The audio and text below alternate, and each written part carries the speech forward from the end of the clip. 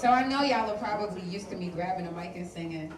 No, don't worry, I'm gonna do that later on tonight. Just I got you. It says go down. We gonna get to it. We gonna get to it. But the Coco Sarai experience is always something happening in there. And when I did this video, I knew I wanted to fucking come home first. And I'm so happy I'm here, and I'm thanking all of you guys for being here tonight. Like, this is insane. I flew in like yesterday, and I'm so thankful. I love y'all too. I wanted to do this panel because I believe it's important. And if you're an artist in this room, make some noise. Yeah. This is why this shit is important. And in the last year and a half since I moved to LA, I've seen a lot of things. I've met a lot of people. And it was important for me to do this just for information and for knowledge so we can carry it on. And then after that, we can go get into some ratchetry one time with the beat. So if you fucking with me, say hell yeah? All right. Okay. I want to introduce Kelly. She is the founder. Everybody give it up for Kelly. This is one of my sisters. She is the founder of Afro House. And she can tell you more about that. You might have also seen her in the video, and she's also the only woman in an all-male group, like called The Wave. So her perspective is about to be really, really good as well, and so we just gonna get into it, all right? Y'all can move on in, get a little comfortable. Come in a little closer. So we're gonna have a conversation. We have Dina and Danielle who are joining us. You guys want to come up here, but I'm gonna start off by so Danielle and Dina, where are you at? That don't, but she is an accomplished, amazing human being and soul and artist, and I just want to, let her shine and just read a little bit about you. So Coco Sarai is a Brooklyn bred. Okay, I was wondering where y'all were at. Dynamic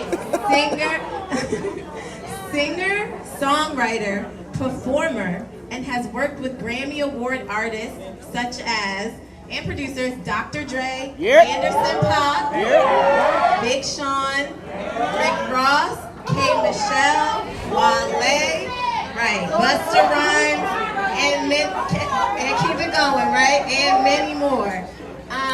Her talents have landed her in TV and film, where she was a contestant on NBC's The Four, and has worked with such prestigious people such as Lee Daniels. She has performed at legendary New York venues including Madison Square Garden, Radio City Music Hall, Giant Stadium, SOBs, The Apollo, Taj Lounge, tonight, before, okay, and internationally to her fan bases in Japan, Italy, Spain, Germany, Guam, Hungary, and more. Give a round of applause for Coco Sarai.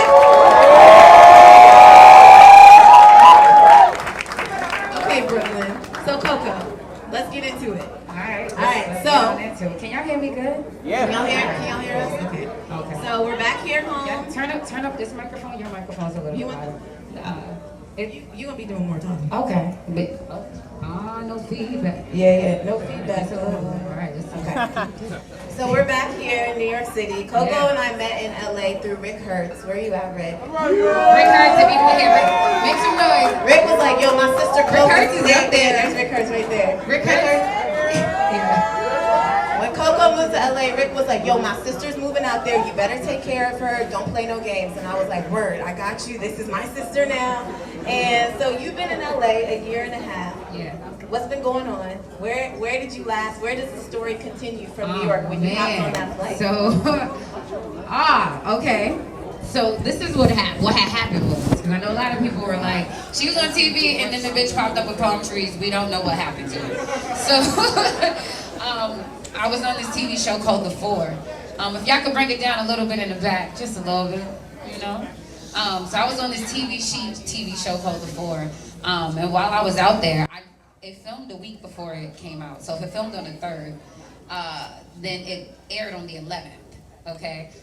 It filmed on the 3rd, and the people who were booking me for the show were like, all right, you gotta go, it's time you gotta go home now. I knew what happened in the show. I didn't announce that I was on the show. I was sequestered, which meant that I couldn't talk about it, and I didn't promote it. So when it came out, people just saw it, like, oh shit, Coco's on TV, right? So I'm there, and I could have left that day, like the night of the 3rd, been upset and left. I was like, no, I'm gonna stay an extra weekend. I'm gonna stay for the weekend because it was a Thursday. I'm gonna stay, and I'll go back on Sunday night or Monday morning, right? So I stayed overtime, and I hit my boy Focus 3 Dots. He is an amazing producer and engineer and just friend. Who PJ, exec PJ is in here. He introduced me to him. Shout out to you. So I called Focus. Was like, hey Focus, I'm in town. You know. And he said, all right, cool. And that was it. You know, LA people will tell you, whenever you come to LA, hit me up. I'm into mad shit, right? And then when you get out there, they act like you bothering them. Like, motherfucker, I got the text. You told me to hit you. You give it, now I'm here, you acting, but that's some LA shit, y'all. I ain't gonna lie. It's some LA shit. It's all good though. Okay. It's all good, you know? So what happens is, Focus is like, all right, cool. So I was just like, damn, you know, like I just know I want to get in the studio, so I stayed 3 extra days. On Sunday, that Sunday, it was like 7 p.m. I'm out at dinner with my friends. And I get a hit from Focus, like, hey, you want to come to the studio? I'm like, yeah. Mind you, the show didn't air until the 11th, so this is like, what, the 6th or something like that, right? And you want to come to the studio? I say, yeah. So I get there, and Dr. Dre's in the middle of the console room, right? So that's how we started, that's how we met. So the show's not out yet. A lot of people think that we started working together because of the show. I didn't tell him I was on that show until 4 months after being in LA, you know? So I got there, I seen him. At this point, it's something that happens when you're on national television, and a lot of shit happened behind the scenes that people didn't see for the show. And things like that are happening. I felt, I'm thankful for the opportunity. My backstory was centered around one part of my life, and it just gave me a narrative that wasn't necessarily that represented everything that I am. So I wasn't too happy about that, you know? But it is what it is, and it happened. And because I decided to stay in LA that extra weekend instead of just like, I'm going home defeated, that's why I ended up working with him and meeting him. So it's about the moving forward. Like, whatever happens, you learn from it, you grow, and you keep fucking going. And that's how you earn your sleep. You know? Man, and no one, Coco is like the hardest working woman I have ever met in my life. Like, she's so inspiring. And I think, like, it's just as a testament that so many people do come to LA with this dream of LA. And, like, when you get there, you realize, like, oh, this isn't really what it was cracked up to be. People are flaky. Like, everything is really created. So what is your advice to people who are interested in going into that direction and, like, taking that journey? Especially coming from other places, you know, I think in New York, we take for granted, people from New York take for granted what New York has to offer because we're so used to it. Yep, come on.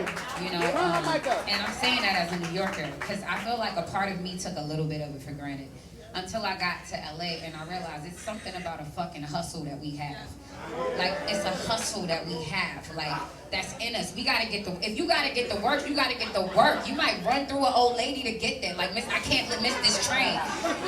Like, you get what I mean? Sometimes we not too nice, and it's not because we're like, it's not because we mean, it's just because in my mind, I got stuff to do, bang, bang, bang, bang, bang. I got to get off the train, I got to walk to the supermarket, I'm gonna have to drag that home, even if it's 2 blocks, it's long blocks. You get what I mean? I just got off work, once I get in the house, you got a certain amount of time to, like, figure things out, and everybody here, we move so fast. We move so fast, you know, so that hustle that you have, if you take that to other places, but you be mindful of your attitude, I feel like we're able to do things that sometimes other people can't keep up with, because your hustle, your mind state is still intact. Because once it's summer all year round, summertime, everybody get lazy. They want to, like, I want to chill, I want to go to the beach. It's summer all year round in Cali, y'all. All year round. You know, not saying that they're lazy, because don't get it twisted. I work with some of the hardest working people in, like, ever out there.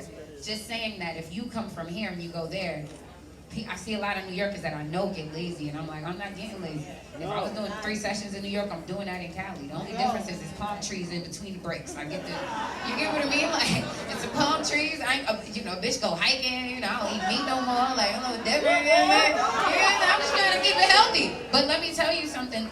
That hustle, that New York hustle, if you have that, and you really know what you want and know who you are, like once you get there, you're not gonna lose that.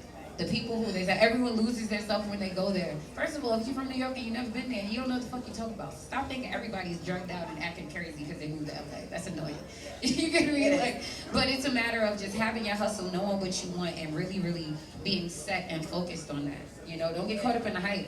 Like, the hype don't matter. I'm thankful that you guys came out to freaking see me, and I live in what? Like, y'all I'm winning because of y'all, not because of any, don't get it twisted. Like, y'all make me. Like, I know that. I'm aware of that, you know? So, like, keep that hustle, and keep you that never heart. forget that. You never forget that. Never. Even in LA, New York City all day. And so, and I always say there are so many more artists that are dope as fuck that I personally know in New York, even though I'm out there. You know, like, I ain't the only one when we have those conversations. So, yeah.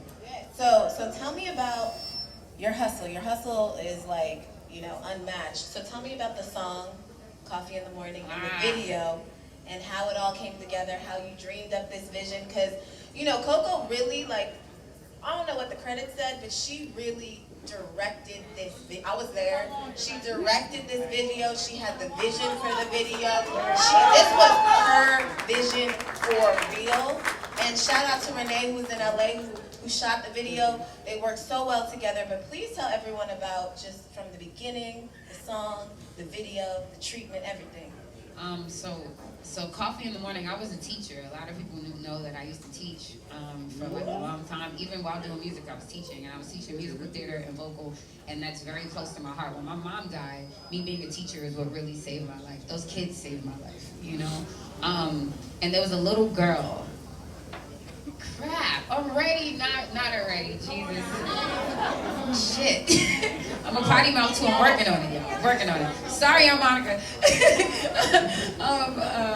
So there was a little girl in my class that came into the room early, and she was upset, and she was crying because she was being teased. And she said, I was like, well, what happened? What he say? You know, what did the little boy say? You know, trying to almost be like, it's probably not that serious, don't take it to heart.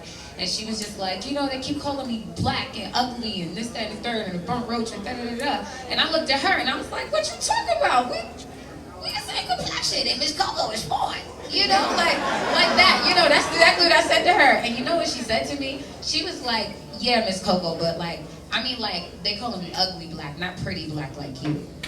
And it,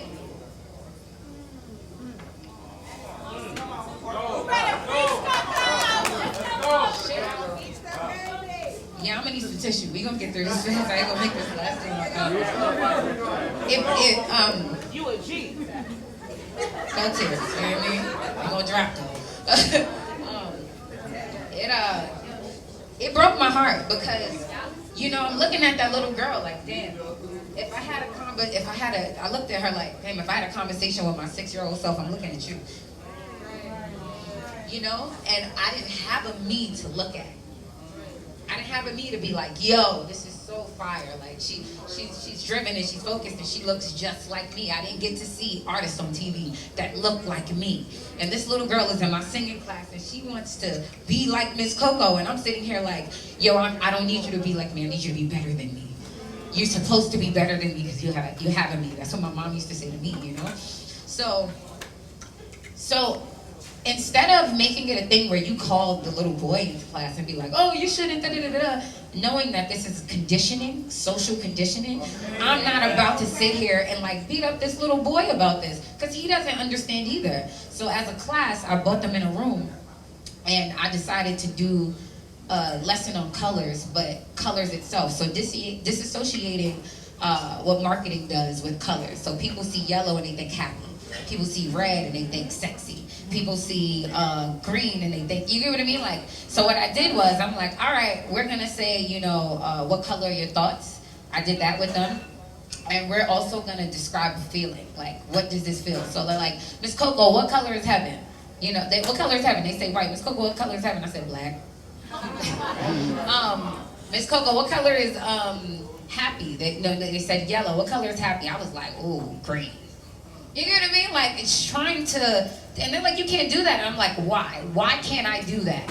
And once you get to that point with them, they're realizing like, oh, I don't have to pick that just because that's what I always see, because that's what I was taught. So we went from that into the well-debated Willie Lynch letter. They were middle schoolers.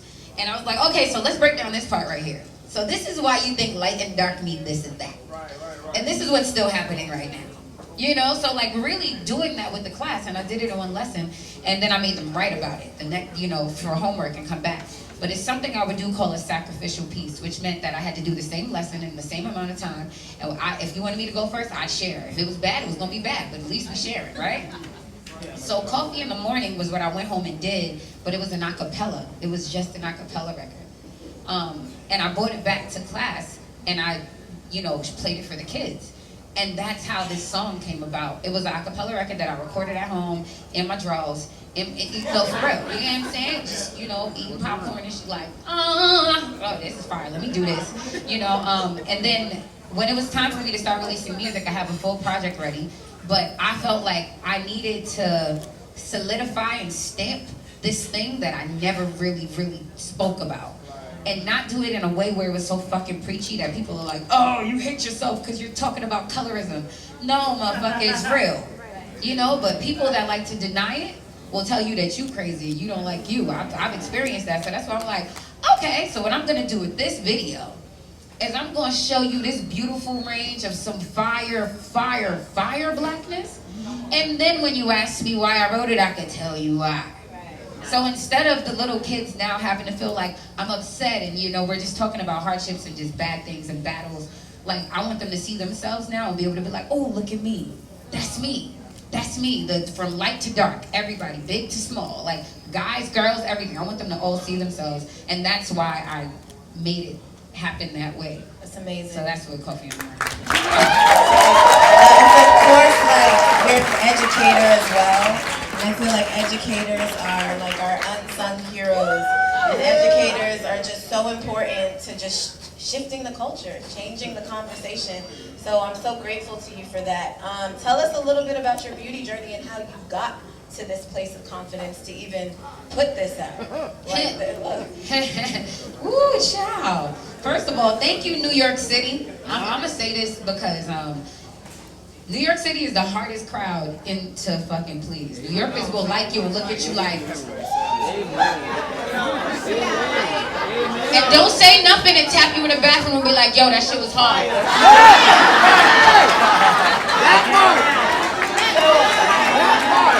And for real, even guys compliment each other like they about to fight, like, yo, son, those some nice shoes. You get what it, like, it's like a thing, like, I don't know why we so hard. I didn't realize that till I got to Cali and everyone was like, damn, Coco, you intense. I'm like, nah, y'all just some but I want to thank New York City because a lot of people didn't know that there were so many times, and there were even people that are in this room right now that are congratulating and celebrating me, and I'm so thankful for them. But I remember a time when I went into their offices and they flat out was like, she just don't got the look. So. Come on. Wait, and I'm gonna say what it was. Like, it wasn't about lack of talent. It wasn't about, cause now she got a cosign. Now we good. Now we can fuck her.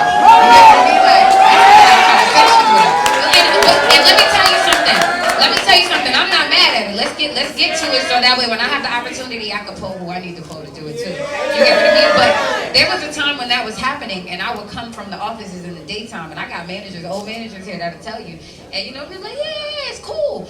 How about you give this record to this person that really can't sing or do anything at all? But if you can make them you can make a lot of money, girl. Come back when you got more records to give me, and that's it. It wasn't a balance of both. You get what I mean? Like, and so what happens is, I would come to my shows, and y'all never made me feel like anything was wrong with me. Ever. And New York City was just like, yes, you better wear your shoe and fuck up the stage, coat, yes. So you know what happens is, there's something that doesn't allow you to stay in this space that the industry is trying to put you in because the people are doing this. So you somewhere in between here, but you gotta find your grounding and hold on to something. And the only thing I could hold on to was something in here that was like, one day I was like, fuck that. I don't care. I'm gonna figure this out. I'm gonna keep doing what I want to do. I'm gonna do it because I love this. I'm gonna do it because there's nothing inside me that can make me stop. I done had deaths. I had a surgery on my vocal cords. I had to restart so many times that getting to this space of like, oh, I went from every look and I decided I'm gonna settle with locks. Cause I'm like, if I'm gonna be black, I'm gonna be extra black. Fuck it. If you gonna be mad, you gonna be big mad. Put a cape on. You super mad now. You know, like, but you know what ended up happening? Because I kept going, I'm now diving into a time where this shift is happening on its own. So now it looks like, oh, you know, you're just figuring like, no, bro, I was the same. I was this black just a couple years ago. I was this black too. It didn't change. Now I'm cute. You know, it didn't just start happening. You get me? So, but understanding that something in me changed about really just not giving a fuck.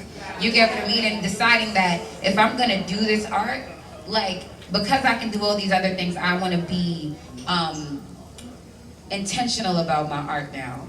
Not just because I can. Because some of us are talented and we can just do everything. I want it to be, not saying anyone else has to do this, I want it to be intentional.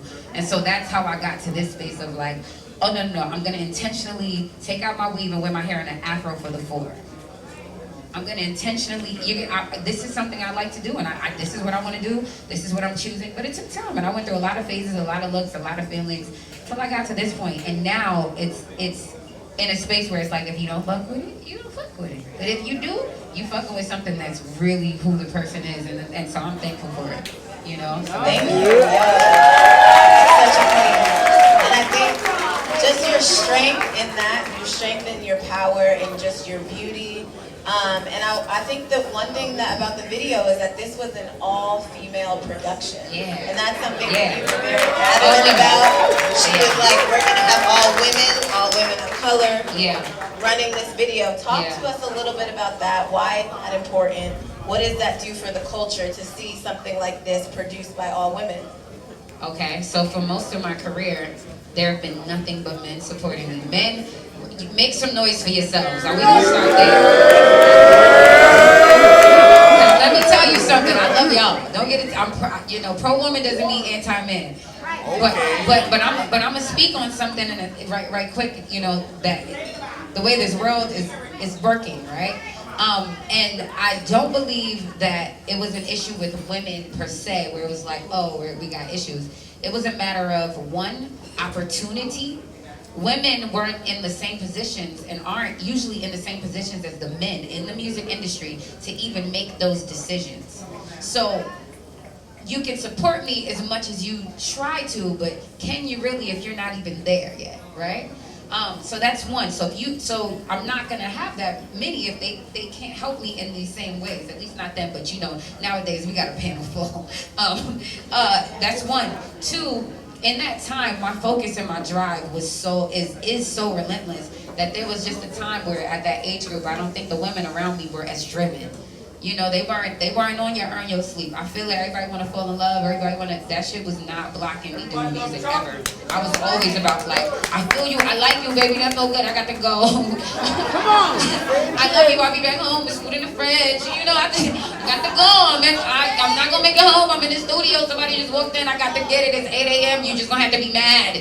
You know, but that was just my decision. And you know, some of my friends or people that were around me just weren't making those decisions. You know. And three, women, because there are so few of them in these positions, they are taught to be pitted against each other. Like, it's like, because it's only 2 of you, you 2 have to fight it out for the spot. 1, because it's entertaining for the other ones. You get what I mean? And 2, because that way you're not busy bringing somebody else up. And 4, if you're in a position where you can help this next woman, then maybe your higher ups who are all men are like, I don't agree with this, I don't agree with that, and you're afraid of putting on this person because it might fuck up your situation there. But it all starts from this like, this patriarchy thing that's happening that, you know, and so that's why it took me so long to get to this point, 1. And 2, as I am thankful for every man in this room because y'all been supporting me forever and I appreciate y'all. This project, I felt like it needed a woman's touch. A woman to help bring the vision to life. Women to set that table. One of the girls in the video set the table out for me so that it looked so pretty. One of the girls in the video helped call everybody. One of the producers for the joint. One of the girls in the video was fixing my hair doing this. Y'all don't understand. Like everybody in the video are also my friends. And they also doubled on a job just to be like, oh, I'll help, I'll do this, let's do that, let's just make it as beautiful as possible. And it was important, and they're talented and gifted, and so I just wanted to, put that as celebrate that, and it happened. It came out really well. So shout out to him. Came out amazing. Yeah. Amazing. So that brings us with a beautiful segue to our two panelists. Sony and Title respectively. So talk to us about these amazing women and what they mean to you, and then why it was so important for you to have them a part of this discussion. One, just look at them. Let's obviously. And I know y'all are like, oh, she's talking about how cute they are. Yes, they are bad, indeed. But I'm saying look at them because I really want you to see them. Like, look at them. Look at them and then look around you. Look at the colors of the people around you.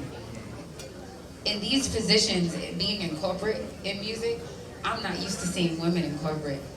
And both of them embraced me with like so much love and open arms before the cosigns and before all of the extra stuff. Both of them were and are advancing in their careers and doing what they do. And both of them have amazing stories. And so for me, it was like, hey guys, y'all need to hear from them. Because there are more and it's happening more and more every day. So it was just important for me to bring this to the Coco Sarai experience so that my crowd, my people could be like, all right, I see what it is. Yes, I can do it too. Applause. Just being real women, supporting a real woman. So my question to you three ladies is, what has your experience been like being a woman of color in the music industry? How, I feel like y'all got something to say already. But just how is the bar set differently? Kind of what is the journey been like? Sorry, just a second.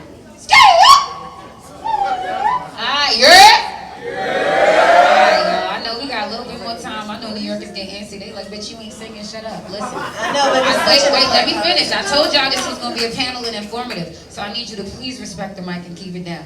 We turn it up in a second, but please respect the mic. I love y'all. Thank you.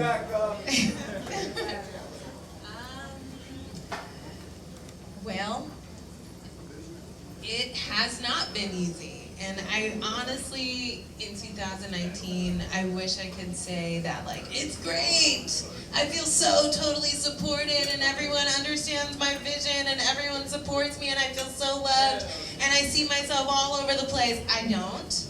And it's honestly, like, just being honest, like, we've talked about this so much. It does fuck with your mental health when you feel like you're the only person pushing up, a boulder up a hill consistently. And for me, I'm always so quickly labeled as the urban girl. And honestly, like, this is my community, it is my language, it is something that I know inherently because it's the food that I ate from my, thank you. It's a food that I eat with my parents, and like this, like, the Black community is my community, period. So I can eat it, absorb it, and sign it, and make it win. But there's so much more to me beyond just like that urban like box. And it's taken me a really long time to kind of show in any aspect of my career that as a woman of color, as a person of color, like, we do listen to rock music. Right? Thank you. We do listen to pop music. Some of us listen to country, and like, also we can do whatever the fuck we want. And where I see, my other peers strive. Sorry, guys. Where I see my other peers strive in a way that, like, they can be very flexible with the genre that they love, and it's like not even questioned, it's encouraged. It does hurt. So it hasn't been easy, and obviously, like, I've always known my road would never be easy. Most of us as people of color, we've known, like, we have to work harder, we have to work faster, we have to be stronger, we have to be wiser, we have to anticipate. But like, that's where it gets fucked up, because at some point you're like in this almost hamster wheel of constantly like trying to anticipate something new and just to be prepared so that you have your plan B, C, D, E, F, G, and all that shit. But it's fucking exhausting. And honestly, like, she left me the most sweetest voice message that like shook me to my core, because I did have to take a step back and think about what women of color do I see in music publishing, which is what I do. And there's maybe like, there's a handful of us, and it hurts because I don't want my kid to ever feel like they have to fight to see their reflection. And granted, I have a lot of allies. I have a lot of people that like support me, but just for those of us in this room, if you're miraculously hearing this for the first time, which I doubt, but let's just pretend you are. It is so important that no matter what your skin color is, you support the people who are marginalized. And you like literally support, whether it's like, how can I support you? Like, what are you going through? Because sometimes it's just that simple need. And you know, I'm doing pretty okay at my job, but I still really could use somebody just being like, hey, how can I support you? How can I push this through? You know? That's been my experience. I like her. I would be her friend. You honestly said it all. Yeah. But Dina, I wanted you to talk to us a little bit about Women of Valor. So Women of Valor is your company, like outside of your day job, but it's a brunch, if you haven't heard of it. It's like, you know, I've heard gonna be like bigger than Rock Nation brunch pretty soon. Yeah. I would love to listen. But I want you to talk to us about that and what was the catalyst to bring you to create that space for women, and like how, I know you just had your first brunch experience. Someone was talking about it earlier. Like, I just want to know all the things. How do you feel? Where do you feel like it's going? And like your perspective.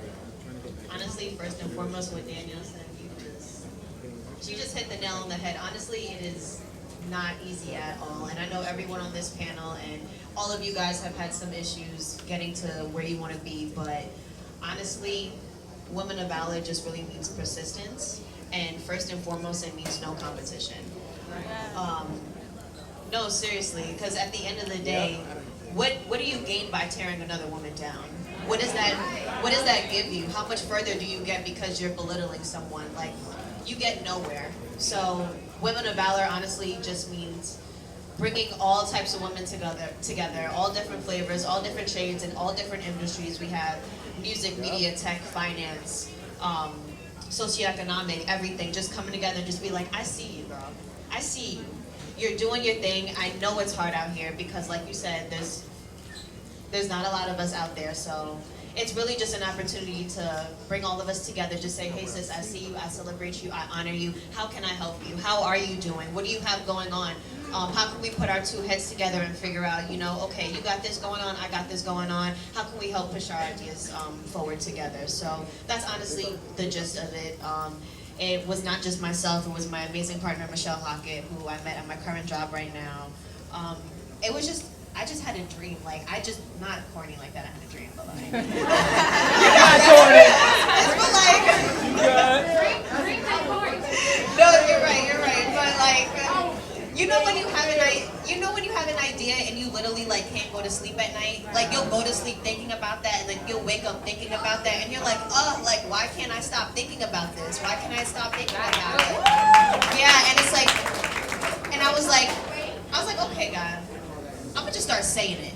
And I started telling my friends, I was like, if I threw an all-women's executive brunch, would you come? They're like, oh my God, yeah, like, of course. And I just kept saying it, and I just kept hearing like really good feedback.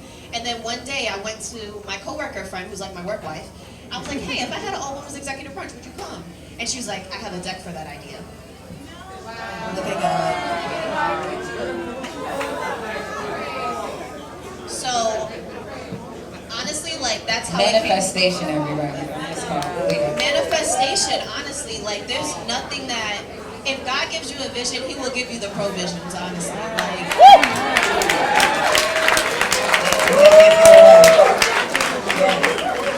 Okay, so I'm going to ask one more question, but I think that this is really important. You know, part of what I do and what I'm passionate about is healing our community through the arts.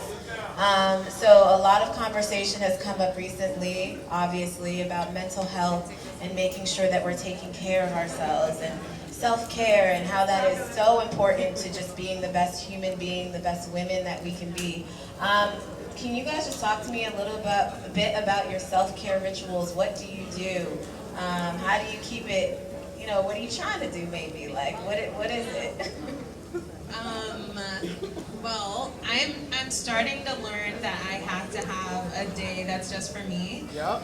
I have clap to that because I think everybody should. Because the reality is, as a marginalized person, we go through trauma every day, whether it's passive or it is aggressive. So there's moments that you just have to regroup. And I am really learning how to take time for myself, and it's difficult because I have a roster of over 40 people that I adore. Okay. I'm not gonna cry. It's alright. It's okay. But I love my job. Let it out. Come on.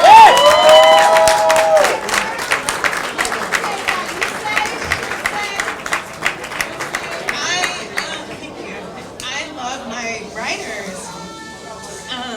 And I have the most amazing. Let it out. Good. I have the most amazing roster of the most amazing producers and writers and artists, and I love them so much. And I get so close that I want them to win so bad, and I have put that above myself, in my life. And I'm learning to take the time to love myself as well, so that I can serve them better.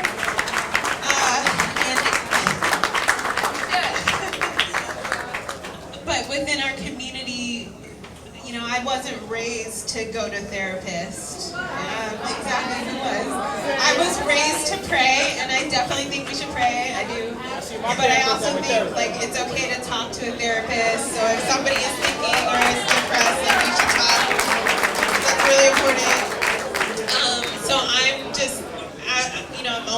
34, and I'm trying to learn how to just talk about some shit that I've gone through and what it's like to be in a work environment and as a woman of color, and it's hard. So I try to take Sundays for me. It's a work in process. It's a work in process.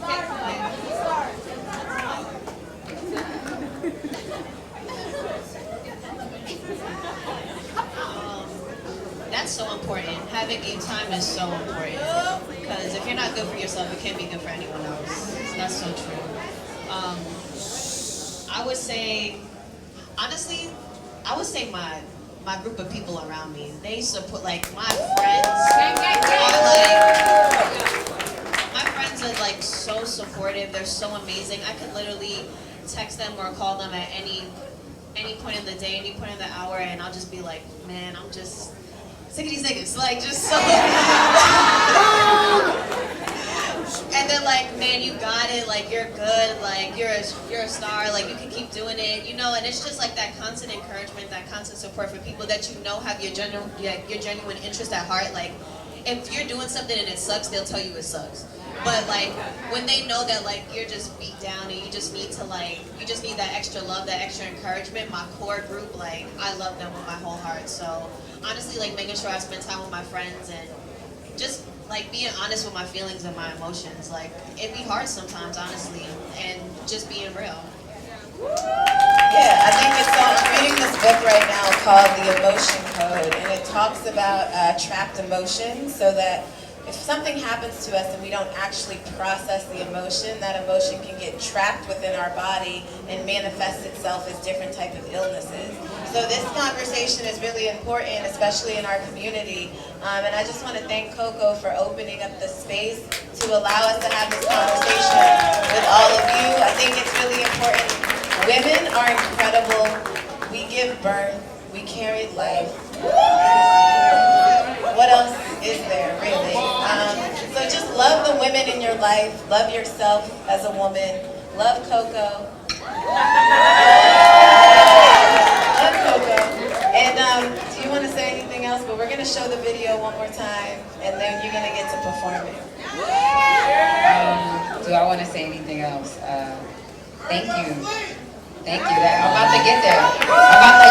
Y'all know that's where I'm going, right? She spoke about mental health for a second. And a lot of y'all know my traumas because y'all know I get on stage in the middle of singing and tell y'all my whole story. I be telling all my business. But that's because I ain't scared of y'all, number one, you know. And two, because I love y'all, so fuck it. Earn your sleep. Someone said to me the other day, like, well, you know, if you're not getting sleep, then that's not healthy, right? And that it'll shave years off of your life. And I was just like, I didn't say don't go to sleep. I never said don't go to sleep. Unfortunately, I do a lot of not going to sleep. Not because I don't want to go to sleep, but because it's one of me in 100 ideas. And I have to get them all out. But I learned that sometimes I crash. Like for real crash. Like I be going for 3 weeks and then it be 2 days where I'm like, bitch, I can't move. You know? And that's not okay. But I have been practicing self-care, and meaning the way that I eat. Meaning that no matter what, I'm gonna get up and I'm gonna work out for an hour because that's for me. You know, where I go, conversations that I have. If I see a text and I wake up and that shit is fucked, you might not hear back from me until 6 p.m. because that's not how I want to wake up. Okay, and knowing that that's okay. You know, like it's okay for me to say no. It's okay for me to say not now. It's okay for me to say fucking nothing. You know, like because I need to be able to do it. And earning my sleep means that I have a certain amount of hours in the day. And if I'm promising myself that I'm gonna get 6 hours, then I don't got time for fuckery. So I'm gonna have to get back to you when I got a little bit of time, and that might be 2 days from now. But right now, I need to finish these proposals and write these records and mix these songs and fucking write and have these meetings because I'm trying to get 7 hours tonight, you know? So earning my sleep means doing something towards my goals every day, but understanding that things will happen in life, distractions are gonna come, and you have to decide that no matter whatever's going on, you're gonna keep fucking going after what you want. Because what happens when you don't is you're the only one that suffers, not your mom, not your dad, not your boyfriend, not your girlfriend. You wake up one day when y'all ain't together no more and you feel unfulfilled and unsatisfied. And regret is the only thing I ain't trying to eat. So I'd rather ask forgiveness than to ask permission, in the words of Tina. And that's where I'm at with it. But when I say earn yo, you say sleep. Earn yo. Earn yo. Earn yo. Earn yo. All right. We're gonna play this video one more time. DJ whatever's gonna spin for about 10 minutes, and then I'm gonna come back with some friends and we're gonna, get ratchet. Alright? Thank you, everybody. Give it up for Dina, give it up for Danielle, give it up for Kelly, y'all. Grab a drink, and if you love me, give me one too, and I'll be right back.